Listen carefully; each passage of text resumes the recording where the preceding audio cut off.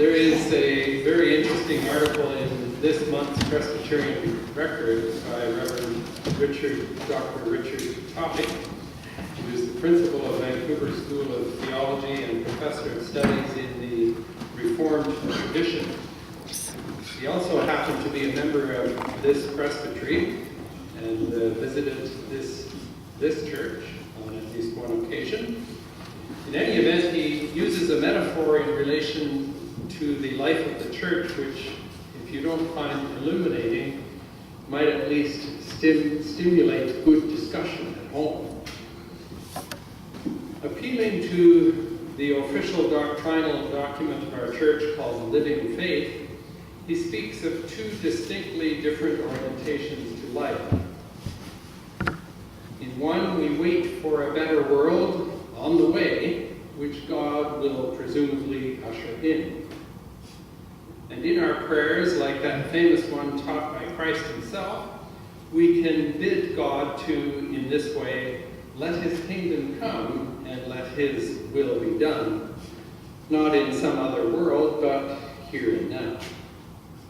In effect, we are pleading with God to change the world for the better. And presumably we might well sit back and wait and hope for this wonderfully peaceful state of affairs to happen. This hope, he says, is kind of an opiate. If God's going to make it happen, even if perhaps ever so slightly prodded by our prayerful contemplation, then we just sit back and wait for the good things to come. Sheep and lions will get along, the hungry will get fed. Well, you get this slightly sleepy, rosy picture. Salvation full on, he calls it. Now, the other orientation to life is a more stimulating one in which, as he puts it, Christian hope for a renewed world coming from God is more like an amphetamine. You know what amphetamine is, do you? It's a clear liquid that stimulates.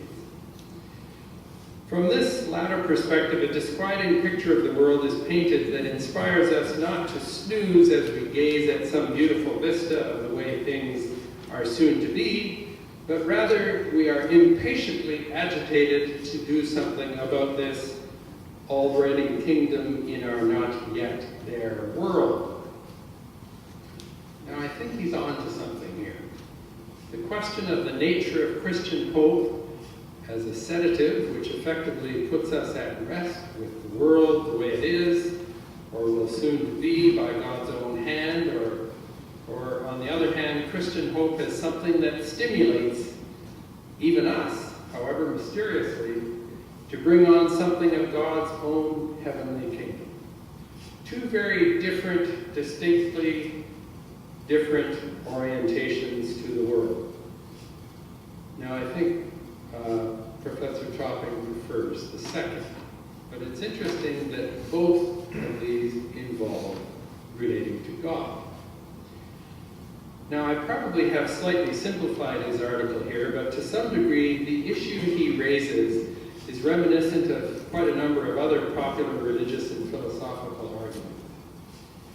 Like the famous old free will versus determinism debate. If the world is determined by factors beyond our control as it goes, how can we have any freedom to do anything? We just sit back and enjoy, or should I say, endure the ride. On the other hand, if we are conceived as agents of change, free to, or should I say, responsible for altering the way things are, how can anything be confidently determined? And where does God fit in, or does he? I'll let you take these back to your dining table for discussion. But for the moment, I'd like to light on the earlier questions that are raised with respect to the church and its life. As you know, today is the occasion of our congregational annual meeting. We might well ask, in this situation, what kind of hope drives or does not drive us when it comes to what we expect from and deliver within the church? To borrow something of Professor Topping's metaphor, do we appeal to a spiritual amphetamine or a spiritual opiate? A stimulant or a sedative? Are we here to sleep or are we here to wake up? In this deeply drug-involved society in which we live, pharmacology permeates most aspects of many of our lives. Such notions as these are not too far from the mainstream consciousness now for many of us.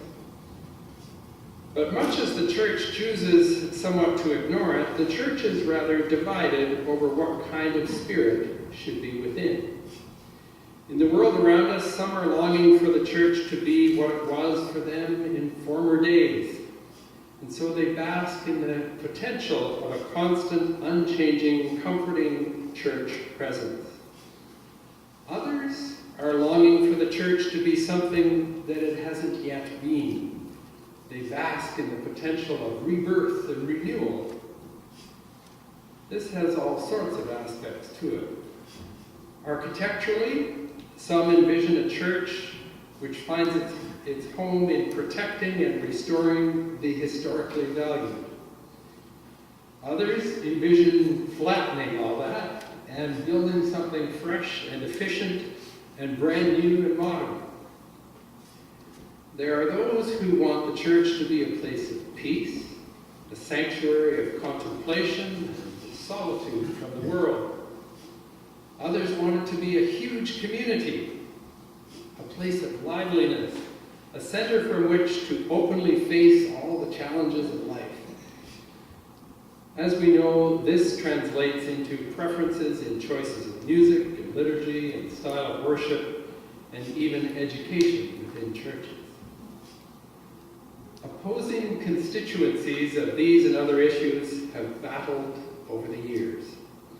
The whole church has paid the price in terms of that greater multitude not wanting to get involved, choosing instead, like the police at a domestic dispute, to stay out of the argument. Besides, you can go skiing, snowmobiling, skating, or watch the Olympics on TV. But much as the world retreats to its distractions and amusements, the divergent spirit I speak of in the church is no less manifest in our workplaces, our schools, our businesses, our governments.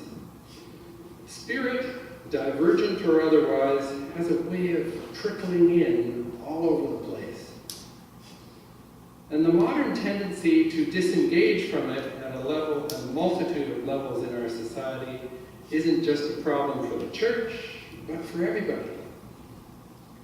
But even in disengagement, we can't escape the reality that we live in a world that is constantly trying to calm itself down and even put itself to sleep, while at the same time trying to wake itself up. Of course, like most issues, sometimes it's not about us putting ourselves definitively on one side or another in an argument, but appreciating the full breadth of what is being experienced and then understanding it and coming to terms with it. The back of today's calendar has an insightful note offered by the moderator of the 139th General Assembly, Rev Dr. David Sutherland. But I'm not sure I would agree with him that Presbyterians are not known for shouting, as he declares at the top of that note. Maybe it's because I am the son of a minister, but through the course of my life, I've witnessed a good many preachers do an awful lot of shouting, primarily from the pulpit, although not just there. And indeed, their voices are usually distinct and happy. Often these voices were decidedly on one side of the fence or the other of every issue under the sun.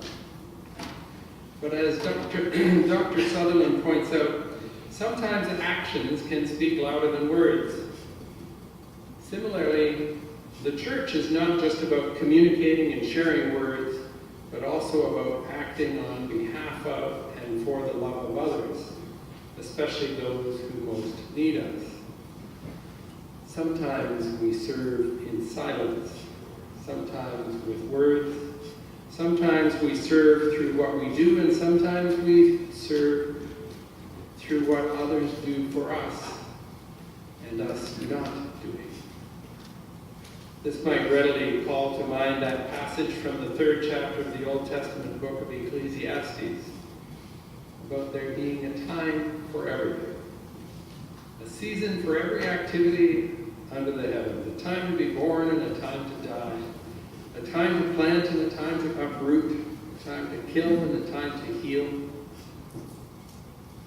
a time to search and a time to give up, a time to keep and a time to throw away, a time to be silent and a time to speak, a time to love and a time to hate, a time for war and a time for peace, a time for an annual meeting and the rest of the year. So what is this time for an annual meeting for? Where do we fit it in the continuums of diametric opposites in life? Well, I went searching for a meeting out there, and I came across the annual meeting of Microsoft Corporation, which was held in Bellevue, Washington, in the western United States, in November. It's interesting. They look back on the last year and take stock, just like churches do. Last year, they made just over $77 billion. Not quite like church. And then they dazzle their shareholders with their present line of products. The guru of their newest devices comes out to entice them with a multitude of smartphones. After all, the company just bought one of the biggest phone makers in the world, Nokia, I think it is. And then they show all sorts of stuff on it, and everybody goes, ooh, wow, it's a little different than mine. And woven into the message is both a dream of the future and a slight tension. Dare I say it, an agitation about how to get there into the future. On the belief, how do they get there? It is on the belief, as their annual report states it, in technology unleashing human potential and striving to provide people with what they most value. That's fascinating and very much backwards from Christian thinking. The Christian perspective would be people unleash the potential of technology, not technology the potential of people. That in effect suggests that people are essentially dependent on technology, and that simply is not true. You can live on without a digital device and a flat screen. Much as your blood pressure, or the blood pressure of many of us, may go up when we realize we've left our phone at home, you can get by through the day without it. But there's another aspect of Microsoft's ethics here that is at odds with Christian thinking, and that is the notion that they should strive to provide what most people value. Now, I don't mean to single out Microsoft, but this is typical of many modern organizations who actually and potentially literally change the way we think because they are so powerful in our society. Sometimes what people most value is not a good thing. Sometimes we are sinful creatures, to use an old-fashioned biblical term. We need to critically assess and closely scrutinize and even change what we most value. I believe Jesus Christ did that on a singular, personal level. He provided us with the gift of the Spirit for doing this same thing, saying and acting and living and loving accordingly. Now, I doubt that Jesus ever went to an annual meeting. But if he did, you can be sure that he would have been agitated to see people more driven by lesser values than love in life, like monetary profit or power. His vision and hope for the future wouldn't be rooted in the technological marvels produced by human beings, but in people themselves. As mentioned in your annual report, which you haven't yet seen, organizations across the world, including the church, appeal to so-called social networking vehicles like Facebook, LinkedIn, Skype, and Twitter. I gather the latter is dealing with challenges in the stock market in the last day or two. And like some of you, I have an account on each. It's not hard to set up. Even whole churches are engaged in, or at least witnessing, semi-theological debate through tweets, tweets that is. It's a little weird, and it's a whole lot inadequate. For as much as these vehicles have their value, we ought not to lose sight of what is of higher value, and that is the people with whom we are connecting.